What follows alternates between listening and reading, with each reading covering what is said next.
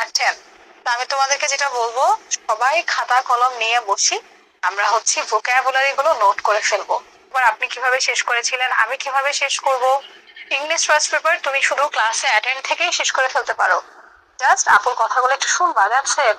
Right? যদি কারোর সাথে আজকে আমার প্রথম দেখা হয় ক্লাসে, ওকে, তোমরা যারা পেজ নাম্বার নিয়ে মাথা ভেঙে ফেলো যাবো পেজ নাম্বার কত, আমাদের unit lesson 9 page 145, lesson 10 page 147। ওকে,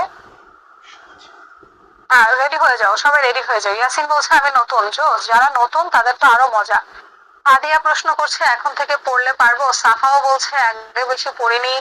তো যারাই আগে পড়ো নাই, ওটা চলে গেছে, যেটা গেছে ওটা আমরা না ভাবি। আমাদের এখন মেইন কনসার্ন হচ্ছে এখন থেকে ঠিক মতো পড়ি। তবে তোমার এটা মাথায় রাখতে হবে, 8 মাসের পড়া তুমি যখন এখন 2-3 মাসের মধ্যে এখনের কারেন্ট পড়ার সাথে ওটাও কভার করার চেষ্টা করবা, একটু অবশ্যই তোমাকে বেশি প্রেশার নিতে হবে।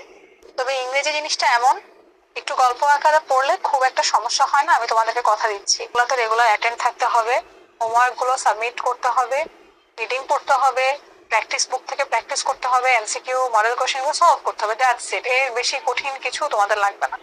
কিন্তু এখন আপু পড়ি নাই, এত মাস কিছু করি নাই, এই চিন্তা ভাবনা মাথা থেকে ঝেড়ে ফেলে দিতে হবে। যেটা গেছে সেটা গেছে, এখন আমরা এখন থেকে যাতে প্রপারলি শুরু করি।